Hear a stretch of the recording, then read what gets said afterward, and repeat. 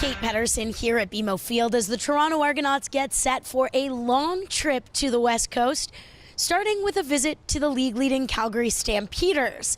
In conversation with James Wilder Jr., he gives us a little bit more insight into what's expected from the Argos receiving corps, in particular, what Duron Carter needs to get up to speed on. We ask for so much from the receivers, with different formations, different routes, even in the blocking schemes and stuff like that, screen game. Being a receiver, you have to know a lot. And so I think it's just all about getting comfortable. And then when you get comfortable, you can play even faster. And, of course, he's a playmaker. When he's playing his top speed, he's one of the best in the league. Joined now by Mike Hogan. And, Mike, we heard James Wilder talking about what is expected from the receivers in this offense. We heard Mark Trestman earlier telling us that Duron Carter will see more action this week in Calgary. What's your take on the progression in getting him more involved in this offense? Well, he is learning the offense, and one of the things I talked to Duron about last week was just assimilating himself in the offense, and he said it is a learning curve. Not only does he have to know that if it's a 14-yard route, he's got to be outside the numbers. His response usually is, well, why do I have to be there? Why can't I be 12 yards inside? And it's not as a derogatory thing. He just wants to know.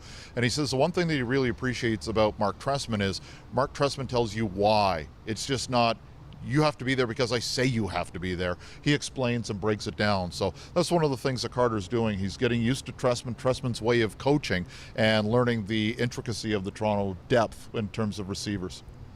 And a tough loss the other day and a quick turnaround. So an easy opportunity to show up dragging your feet, still feeling sore about the previous game. But in this case, head coach Trestman telling us that the group came in with a great energy and prepared to look ahead right off the bat to a quick turnaround as they head out to Calgary. If you were to go to a practice and look at the Argos on the field, you would have no idea this is a 3-9 football team. It's crisp. The meetings, by all accounts, by all of the coaches and players, are very informative. Everything is going as it should be, and you would have no idea that this team has the record that it does. So that's impressive, and I think that's a lot of credit goes to the coaching staff, and a lot of credit as well goes to the leadership group here, even though so many guys are hurt right now, from Ricky Ray and Bear Woods at the beginning of the season, and Marcus Ball and Jermaine Gabriel. So many leaders have been hurt. Now it's Cassius Vaughn, another one. It's amazing that this group has been together like it has been. You wouldn't know that this is a 3-9 team when you go to practice. Absolutely, and in asking any of the players from a day-to-day perspective, they all have the same message that you just spoke about.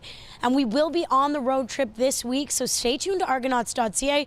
We'll have you caught up on all the injury updates ahead of Friday's game versus the Calgary Stampeders.